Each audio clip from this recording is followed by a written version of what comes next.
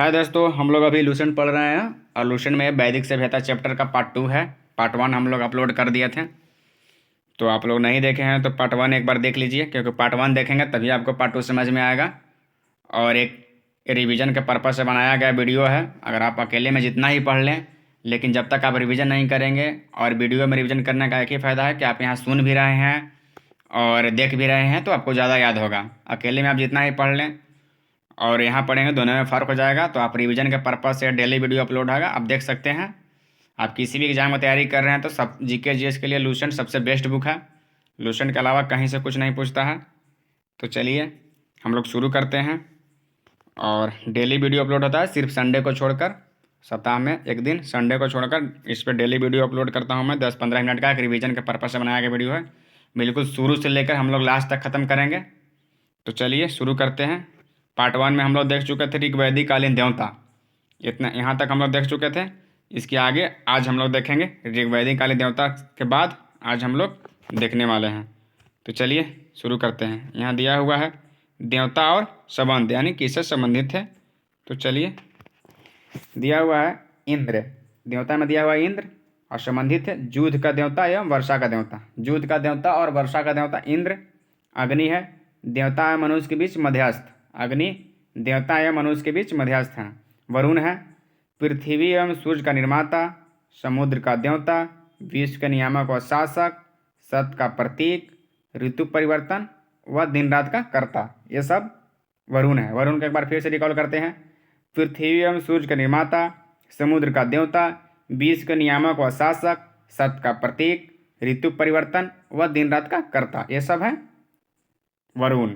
धव है आकाश का देवता, जो सबसे प्राचीन है। सोम है वनस्पति का देवता। उषा है प्रगति एवं उत्थान का देवता।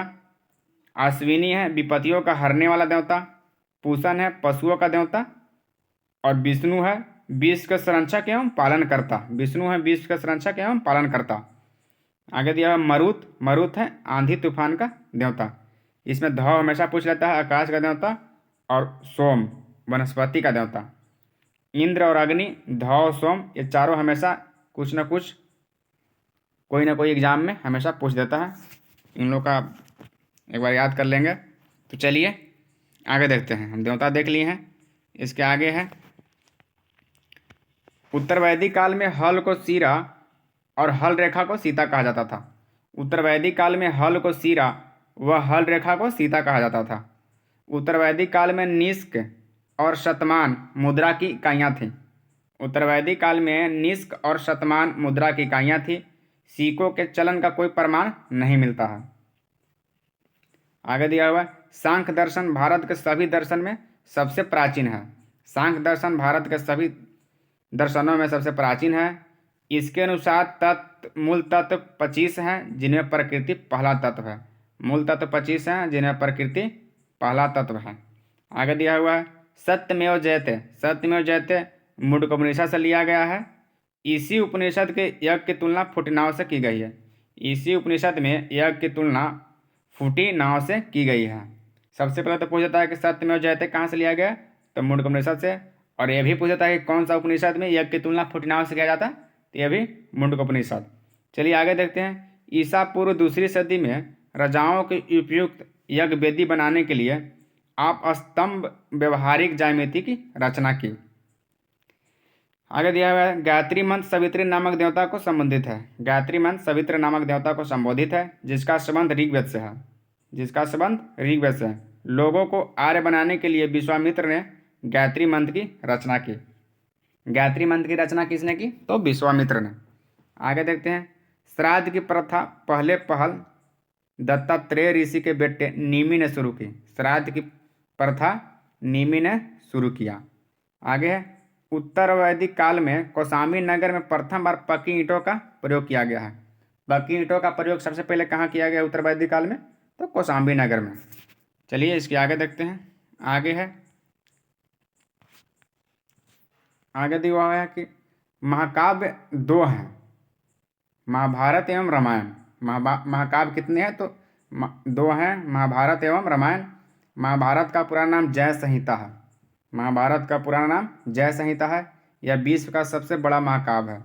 विश्व का सबसे बड़ा महाकाव्य महाभारत है और इसका पुराना नाम जय संहिता है। गोत्र आगे दिया हुआ है, गोत्र नामक संस्था का जन्म उत्तर वैदिक काल में हुआ। गोत्र नामक संस्था का जन्म उत्तर वैदिक काल में हुआ। अब आगे देख लेते हैं दर्शन विचारधाराएं। दर्शन और विचारधाराएं देख लेते हैं। तो चलिए देखते हैं। रूढ़िवाद विचारधारा। रूढ़िवाद विचारधारा इस संप्रदाय के प्रस्तावक वेदों की प्रामाणिकता पर सवाल नहीं उठाते थे। इनके अनुसार वेद मोक्ष का रहस्य छिपाए सर्वोच्च प्रकाशित धर्म ग्रंथ है। 6 उप संप्रदायों सांख्य, योग, न्याय, वैशेषिक, मीमांसा और वेदांत को श्रेणी दर्शन कहा गया है। उसके आगे देखते हैं सांख्य विचारधारा। सांख्य विचारधारा है सांख्य दर्शन शास्त्र की प्राचीनतम विचार पद्धति है। सांख्य दर्शन शास्त्र की प्राचीनतम विचार पद्धति है। सांख्य का शाब्दिक अर्थ गिनना होता है। सांख्य का शाब्दिक अर्थ क्या होता है? तो गिनना होता है। इस विचारधारा के अनुसार बाह्य प्रभाव या कारक नहीं बल्कि आत्मज्ञान ही मोक्ष की ओर ले जाता है। बाह्य प्रभाव नहीं बल्कि आत्मज्ञान ही मोक्ष की ओर ले जाता है। यह विचारधारा द्वैतवाद में विश्वास रखती है। सांख्य विचारधारा है जो द्वैतवाद में विश्वास रखती है, अर्थात आत्मा तथा पदार्थ 2 पृथक सत्ताएं हैं। यह अवधारणा सभी ज्ञान का आधार है। इस ज्ञान को 3 मुख्य अवधारणाओं द्वारा प्राप्त किया जा सकता है: प्रत्यक्ष, अनुभूति और अनुमान। निष्कर्ष, शब्द, श्रवण। प्रत्यक्ष, अनुभूति, अनुमान, निष्कर्ष, शब्द, श्रवण। यह विचारधारा अन्वेषण की अपनी वैज्ञानिक प्रणाली के लिए प्रसिद्ध रही है। आगे देखते हैं। आगे है योग विचारधारा। तो चलिए देखते हैं योग विचारधारा को। योग विचारधारा है इसके अनुसार मानव शारीरिक प्रयोग तथा ध्यान का प्रयोग कर मुक्ति प्राप्त कर सकता है। योग द्वारा शारीरिक प्रयोग तथा ध्यान का प्रयोग कर मुक्ति प्राप्त कर सकता है। मुक्ति प्राप्त करने के साधन है यम, स्व नियंत्रण का अभ्यास करना, नियम, व्यक्ति के जीवन को संचालित करने वाले नियमों का पालन, और प्रत्याहार, विषय का चयन। धारणा भी है, मन को स्थिर रखना। ध्यान भी है, ध्यान दिया हुआ है जो चयनित विषय पर ध्यान एकत्र करना, एवं समाधि है मन तथा पिंड का विलय ही स्वयं के पूर्ण रूप से विच्छेद होने का कारण है। न्याय विचारधारा के देखने से पहले हम लोग देखेंगे, यहाँ दिया हुआ है दर्शन विचारधाराएं रूढ़िवादी, आस्तिक और नास्तिक। जो आस्तिक में आते हैं सांख्य, योग, न्याय, वैशेषिक, मीमांसा, वेदांत। और नास्तिक में है बौद्ध धर्म, जैन धर्म, लोकायत, अज्ञान, आजीवक। और यहाँ दिया हुआ है दर्शन और प्रवर्तक। उसके प्रवर्तक कौन है ये भी हमेशा पूछ देता है, इंपॉर्टेंट रहता है। दर्शन सांख्य का कपिल मुनि है। योग का प्रवर्तक है पतंजलि। न्याय का प्रवर्तक है गौतम। वैशेषिक का कनाद, महर्षि कनाद। मीमांसा का जैमिनी। और वेदांत का बादरायण। 1-2 बार देखेंगे, इसको क्लियर हो जाएगा। तो चलिए अब हम लोग देखेंगे न्याय विचारधारा। इधर हम लोग छोड़ दिए थे न्याय विचारधारा को। तो न्याय विचारधारा में हम लोग देखेंगे, इसमें है कि इसमें मुक्ति प्राप्त करने के लिए तर्कपूर्ण चिंतन पर विश्वास किया जाता है। न्याय विचारधारा में मुक्ति प्राप्त करने के लिए तर्कपूर्ण चिंतन पर विश्वास किया जाता है। इस विचारधारा का मानना है कि निष्कर्ष, श्रवण तथा उपमा जैसे तर्क सम्मत साधनों का प्रयोग कर मनुष्य किसी भी समस्या की सत्ता जांच कर सकता है। इसका यह मानना था कि ईश्वर ने न केवल ब्रह्मांड की रचना की है बल्कि यह उसका पालन और संहार भी करते हैं। न्याय विचारधारा का ही मानना है कि ईश्वर ने न केवल ब्रह्मांड की रचना की है बल्कि यह उसका पालन और संहार भी करते हैं। आगे दिया हुआ है वैशेषिक विचारधारा। वैशेषिक विचारधारा दिया हुआ है, तो इसको हम लोग देखेंगे। वैशेषिक विचारधारा यह विचारधारा ब्रह्मांड की भौतिकता पे विश्वास करती है। यह विचारधारा ब्रह्मांड की भौतिकता पर विश्वास करती है। इसके अनुसार ब्रह्मांड का हर पदार्थ 5 मुख्य तत्वों अग्नि, वायु, जल, पृथ्वी तथा आकाश से बना है। यह वैशेषिक विचारधारा ही है जो ब्रह्मांड का हर पदार्थ 5 मुख्य तत्व अग्नि, वायु, जल, पृथ्वी तथा आकाश से बना है। इस विचारधारा का दृष्टिकोण अत्यंत वैज्ञानिक है। इसके द्वारा परमाणु सिद्धांत का विकास भी हुआ। परमाणु सिद्धांत का विकास कैसे हुआ? तो वैशेषिक विचारधारा से। आगे है मीमांसा विचारधारा। तो हम लोग देखते हैं मीमांसा विचारधारा है। मीमांसा का वास्तविक अर्थ क्या है? तो तर्कपूर्ण चिंतन, विवेचन तथा अनुप्रयोग की कला। यदि व्यक्ति को धार्मिक श्रेष्ठता, स्वर्ग तथा मुक्ति प्राप्त करनी है तो उसे वेद के द्वारा नियत सभी कर्तव्यों की पूर्ति करनी होगी। यह है मीमांसा विचारधारा। इस दर्शन का मुख्य बल वेदों के अनुष्ठानिक भाग पर था। मुक्ति की प्राप्ति हेतु व्यक्ति को वैदिक अनुष्ठानों का निष्पादन पुरोहितों की सहायता से करना होता है। आगे देखते हैं। इसलिए इस दर्शन में विभिन्न वर्गों के सामाजिक को निहित रूप से वैधता प्रदान की गई है। ब्राह्मणों के द्वारा इसका प्रयोग लोगों पर वर्चस्व स्थापित करने में किया गया है। आगे है वेदांत विचारधारा। वेदांत विचारधारा है इस दर्शन के आधार पर निर्णय करने वाले प्राचीनतम ग्रंथ बदनारायण द्वारा लिखित ब्रह्मसूत्र या वेदांत सूत्र थे। बदनारायण द्वारा लिखित ब्रह्मसूत्र या वेदांत सूत्र थे। इस दर्शन के अनुसार ब्रह्मा ही इस जीवन की वास्तविकता है। शेष सभी बातें मिथ्या है या माया है। मिथ्या या माया है। इसके अनुसार 100 का ज्ञान हो जाने पर वह स्वयं ही ब्रह्मा की अनुभूति कर मुक्ति प्राप्त हो जाएगा। यह तर्क ब्रह्मा तथा आत्मा की अविनाशी तथा शाश्वत बना देता है। उसके आगे दिया हुआ है नास्तिक विचारधारा। उसके आगे दिया हुआ है नास्तिक विचारधारा। चलिए नास्तिक देखते हैं।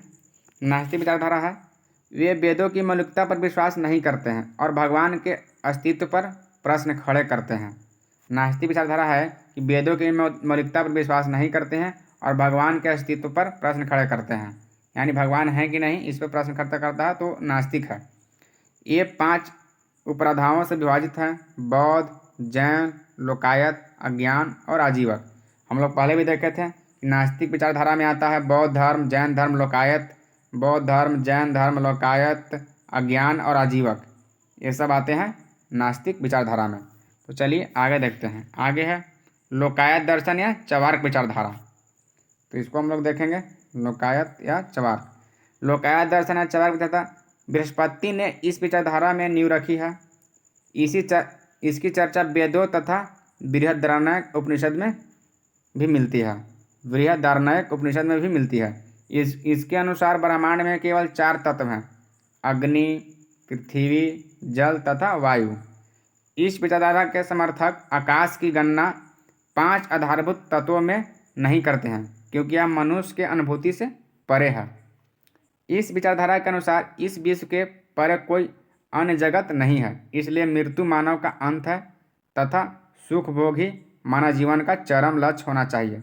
इसलिए उन्होंने खाओ पियो और मस्त रहो के सिद्धांत का प्रतिपादन किया। कौन? तो लोकायत दर्शन या चवार्क विचारधारा है, खाओ पियो और मस्त रहो। चलिए आगे देखते हैं अज्ञान। अज्ञान को देखते हैं। अज्ञान है कट्टरपंथी संयमवाद में विश्वास करते थे। इसके अनुसार ज्ञान प्राप्त करना असंभव है। यदि यह संभव भी है तो मोक्ष प्राप्ति के लिए व्यर्थ है। इसका विश्वास था कि अनभिज्ञता सर्वोत्तम है। ऐसे भी अज्ञानी आदमी अभी भी है जो हर चीज़ को असंभव बताता है। कुछ भी आप उसको बोलिए तो बोलेगा असंभव है।